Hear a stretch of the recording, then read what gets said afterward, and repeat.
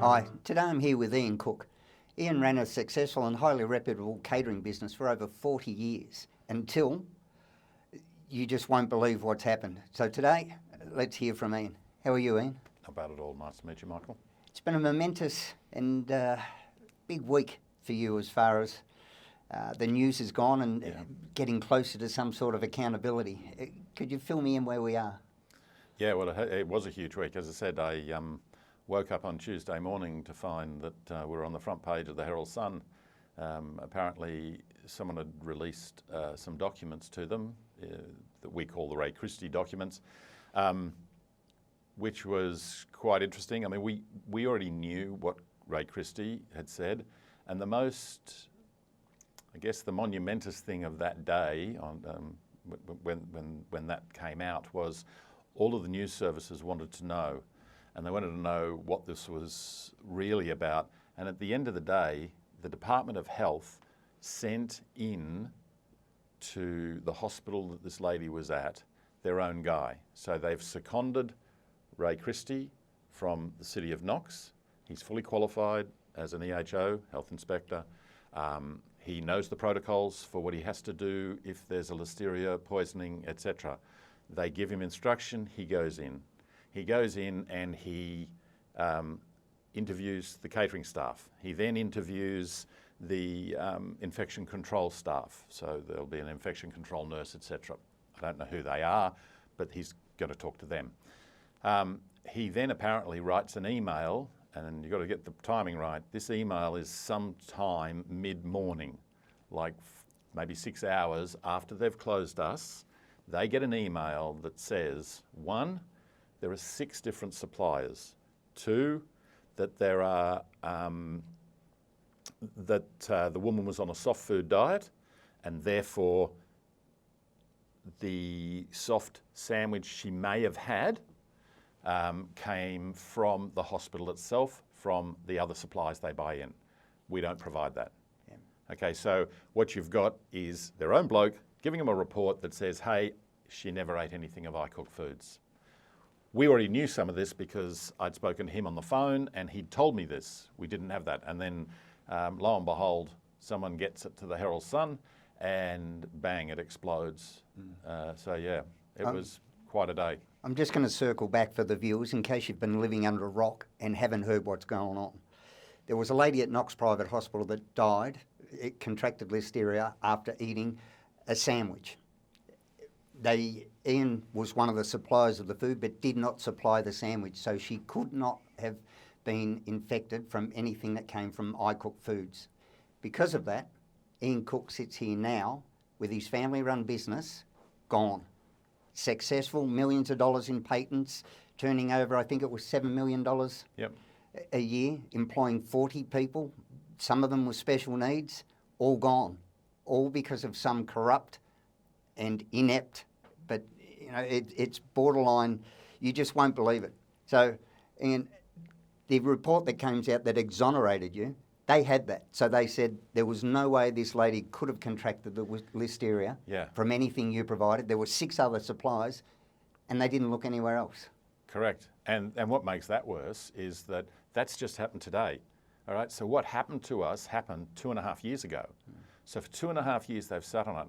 What's even worse is that after they came in and stitched us up and shut the business down, they then charged myself and my company. So there were 48 charges on my company and there were 48 charges on me personally. The first brief of evidence they had, they were endeavouring to get me on what's called Section 8 of the Food Act, which are indictable offences. So they were actually trying to put me in jail. And when I read that, I was blown away. I'm thinking, you know, you've never done anything wrong. You were running your business properly. Someone comes in and fabricates evidence, plants a slug, and does all these other things, and then they try and put you in jail to cover it up. Anyway, the department had this document. The department knew that document would be that I could use that in the criminal trial just to prove reasonable. Bang, there would be. They would not have even been able to bring the charges. And yet they failed to produce it. They kept it hidden. They hid and it. Even Ray Christie was unaware that you didn't have that document as part of the evidence that was put up? No, at one stage, which was a couple of months after we were closed, I had spoken to Christie because he used to work at Dandenong, and when I spoke to him, I was talking to him about Rogerson, the other whistleblower, and corroborating their evidence, if you like, just to make sure I was on the right track. And he said to me, he said, you need to FOI my report. It's pretty important, and it does show a lot of things about you and the fact that you didn't provide things and that there were other suppliers, etc. So I said, okay, so we FOI'd it. And what did we get back? Blank. Just all redacted? All redacted. I recently found out in a telephone conversation with the FOI officer who redacted it all, because I said to him, I rang him and said, why did you make this decision to do this when the documents have nothing to do with you? It all goes to the Department of Health. And he very quickly said to me, oh, no, it wasn't me. He said the CEO of the City of Knox and my manager, they were the ones that decided to redact everything. That's not very good. No. Why iCook Foods? Why, would you explain to me about Community Chef? So Community Chef was our largest competitor. We've read a lot of their documents and board papers and other stuff. And what we found was that towards the end of 2018, going into 19, they had been audited by Vargo, so Victorian Auditor General. Vargo had told them that they needed to go to the health department and confirm that they still had, if you like, $1 million of free money if they needed it. To be trading solvent. To be trading solvent. Otherwise, they would be trading insolvent. And obviously, you couldn't. Yeah, that would be terrible particularly for something owned by local government. Anyway, so they go to the department. They get that money and more, apparently. Running into 2019, they had tried to make themselves indispensable to the public health system by doing texture-modified foods. Sometime in there, we had our local member, Gabrielle Williams, write up that we were the world leaders effectively in texture-modified. What we were doing outstripped what they did 10 to 1. We were about to do a tender for HPV, which is Health Purchasing Victoria. If that had gone ahead and everything had happened, that would have wiped out their chances. Because you would be the preferred supplier. Yeah, they can't do what we could do. Why do you think the government would set up Community Chef? Look, Community Chef was originally set up back in I think the original the original funding was guaranteed to them in 2008. I'm doing that from memory now. It was during the GFC. So the infrastructure minister was Anthony Albanese. He gave the Victorian government through the health department, which was the health minister at the time was Daniel Andrews. He gave them $9 million. Brax, through his government, gave the health department, once again Andrews, a further $6 million. And the councils, from memory, put in about 2.75 of their own, and then they borrow the rest. They spend about 27 million setting this thing up.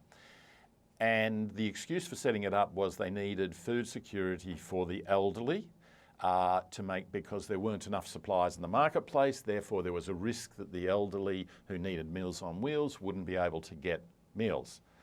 Well, that's a fallacy because when they set up, the largest operator in the system was a company called ISS. You'll see them. They do a lot of facilities work and they did a lot of food manufacturing back then.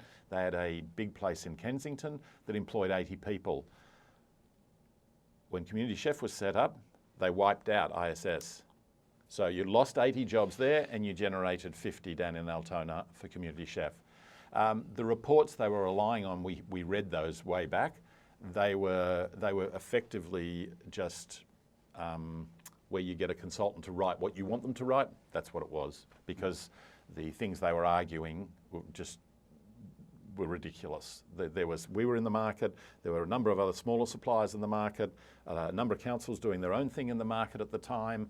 You know, there was plenty of people doing it. All that happened was they wiped out their private enterprise businesses and lost jobs in that area, and it just, yeah. This from the party of the worker. That's ridiculous. Did they ever run at a profit? No, they never. Tell a fib. We've had accountants look at it. They had 1 year, I think was 18, 19. They supposedly made $16,000. This is out of $8 to $10 million in revenue. And out of a 20-something million Nearly investment. $30 million investment, bang, and they made, every other year they've lost money. The government's track record of running a private enterprise doesn't really work that well, do they? We don't have a good track record of anything being run efficiently. The money that went in, the $1 million they had to maintain to be solvent, to have their operating costs guaranteed. There was more money added to that, wasn't there? Yes, so if you read when you read the board papers, the CEO and the chairman both go and see, I've forgotten the name, but I could get it, that someone in the Department of Health and Human Services who can sign off on this. And they say, look, Vargo need us to have this, a letter covering us for this $1 million. However... Basically a bank guarantee. Yes, yeah, exactly. Yeah. It's like a free overdraft. You don't have to pay interest or anything else, and if you can, you pay us back, maybe. Anyway, so they've got $1 million, and then if you read the board papers, when they go and see the Department of Health, they say, look, we expect to have to draw down $800,000 of the $1 million, so we would like for you to increase the facility to $1.8 million. Did they ever explain the $800,000? We've read all the board papers of the time, all the notes for the time, and there is no explanation. It's just like, we're going to need this. When you actually look at their figures, so when you actually look at their trading figures for that period of time, they don't need 800. Why they needed 800 is beyond us, because they don't need that. As I said, they've just supposedly had their first profit of 16,000, and now they're supposedly needing a facility of 1.8 million because they're going to need 800,000.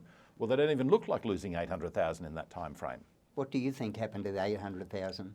I have no idea what happened to the 800,000. But if you ask me, what do I think of Community Chef? When I look at all their figures, they had good revenue streams. They had a very low food cost.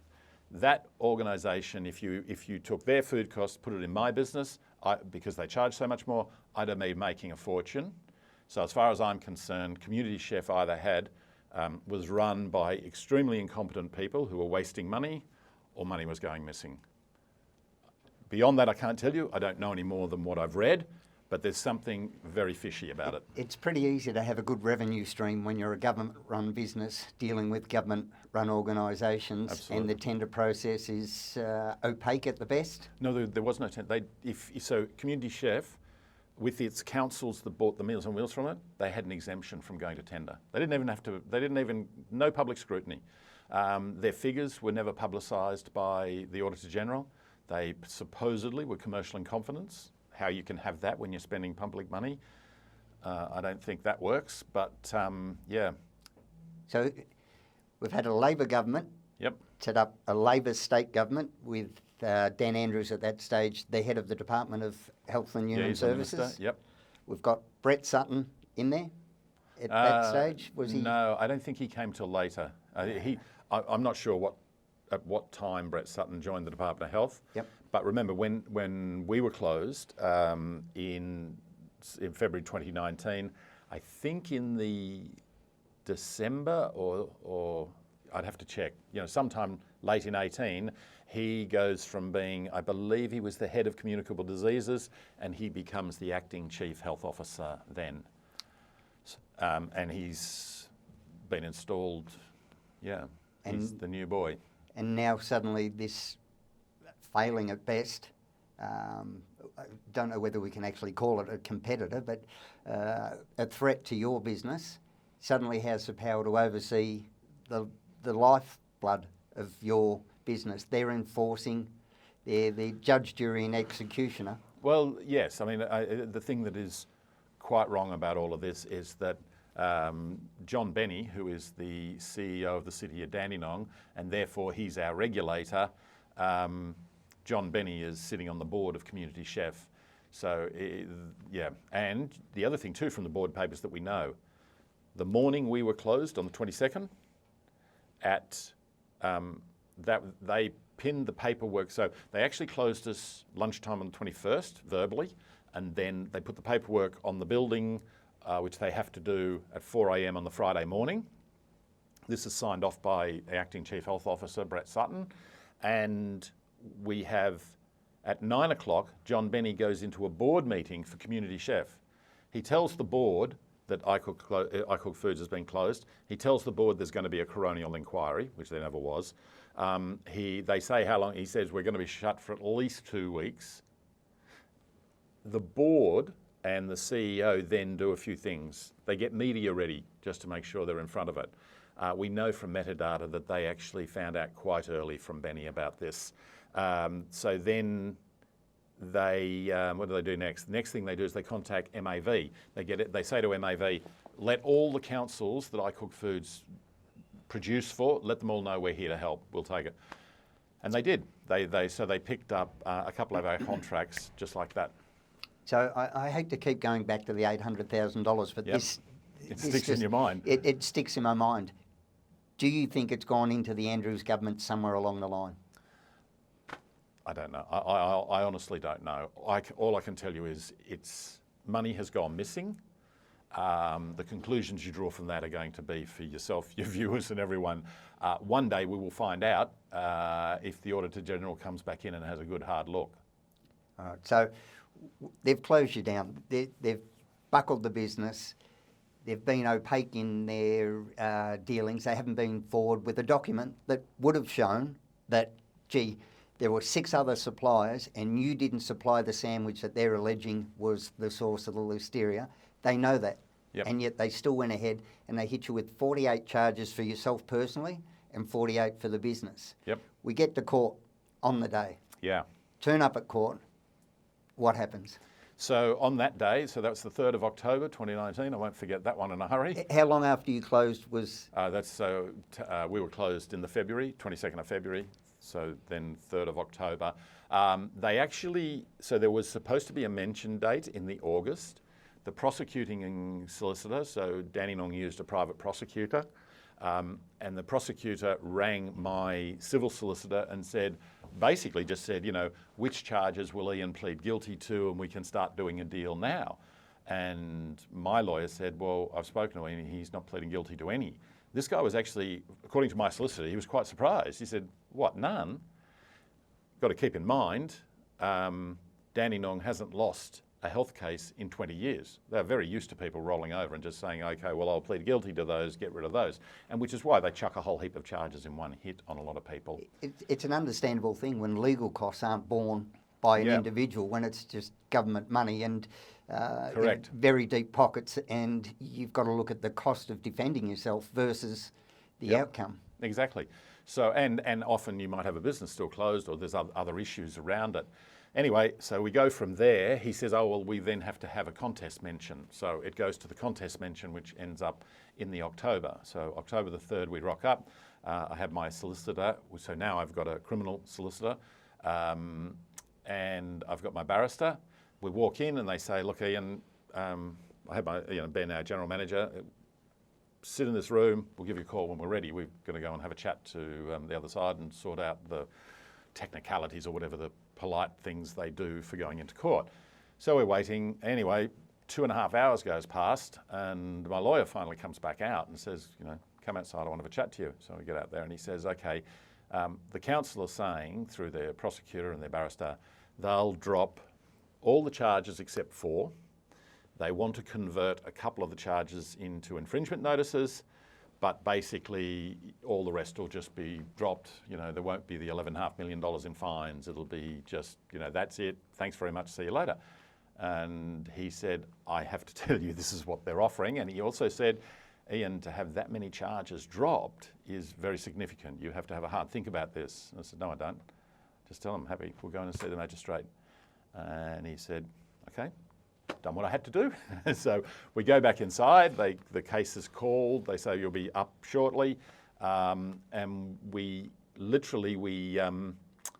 are walking to go into the court because they've called, Cook versus the City of Dandenong or whatever they call, and I said, and there's a hand on my shoulder. It's my lawyer again. He said, "Hang on, Ian." I said, "What now?" He said, "I need to talk to you again." So we go back into a private room.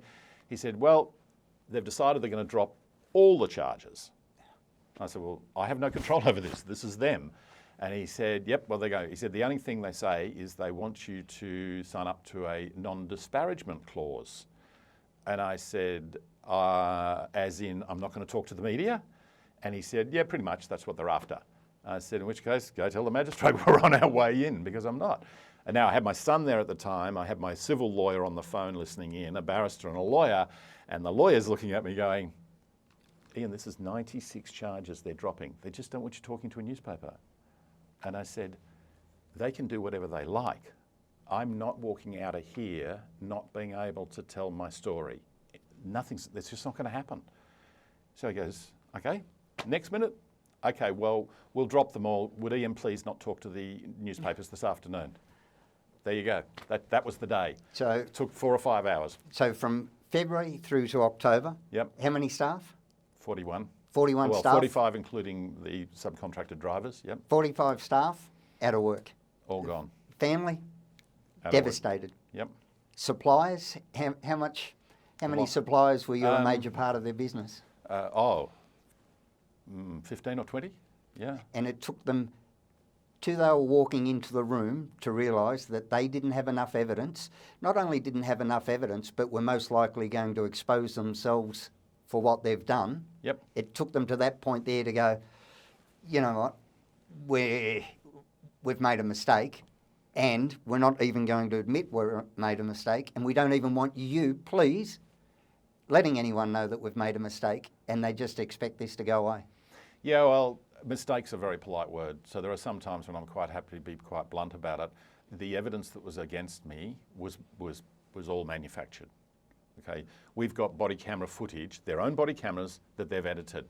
That is a serious crime, editing it. We know who edited, when they edited. What they didn't realise is that within our organisation, I've got 2 absolute experts on computers, metadata, you name it. All right, I've got people who are trained legally. I've got my son with a degree in hospitality and a very sharp eye. And we've done all our own FOIs, all our own evidence gathering. I've got 2 retired detectives that have been happy to work with us. So we knew that what they were doing was a malicious setup just to stop us. And basically to keep Community Chef, which was set up by the Labor government. Yep. That they've got money that's, their accounting practices were less than. That's right. Look, it just doesn't. None of it stacks up. None of their figures stack up. As I said, there's 2 ways of looking at it, and you just say you've either got incompetence or you've got people doing the wrong thing. And I wish I could tell you which was which. At this point, Brett Sutton was the head of the Department of Human Health. He's the acting when he closes us. He then, I think in the March, they confirm his position as the Chief Health Officer. Now, he's got this information, these documents all the way through. Now, you have to say, did the person, the lead investigator who got the Christie documents, he's the one that everything goes to. Did he give them to Dr. Sutton, or did he keep them to himself? You know what? I believed in the system before all of this. I always did the right thing. Health inspector wanted something done, we did it. If our auditors came in and said, "Ian, change that, do that," we did it. No argument. We have millions of dollars tied up in this. Of course we wouldn't. Why would we risk everything or risk not doing as we're told? Yeah. So we've done all of that. As far as the original health inspector, the Garlic, she has written her own report. Yep. And she's signed off on her own report, which isn't meant to happen in Mr. Sutton's. No, that shouldn't happen. Now, that should have been picked up by John Benny, the CEO of the City of Greater Dandenong. Obviously, they didn't. And then you've got Dr. Sutton believing in the system. I would like to believe that he wasn't told but he needs to come out and let us know what he did know and what he didn't know on that day. And what's happened to garlic since then? Oh, that's very interesting. So garlic is, from what I'm told, garlic is on what do they call it? Extended leave, or it's like an extended sick leave. On pay? On full pay, which is interesting because the woman who came out and said they're trying to set iCook up, that was Rogerson. They've fought all the way along to stop her receiving work cover or any payments. Do you think Brett Sutton has been rewarded or held to account, seeing he's the captain of the ship? The buck has to stop somewhere.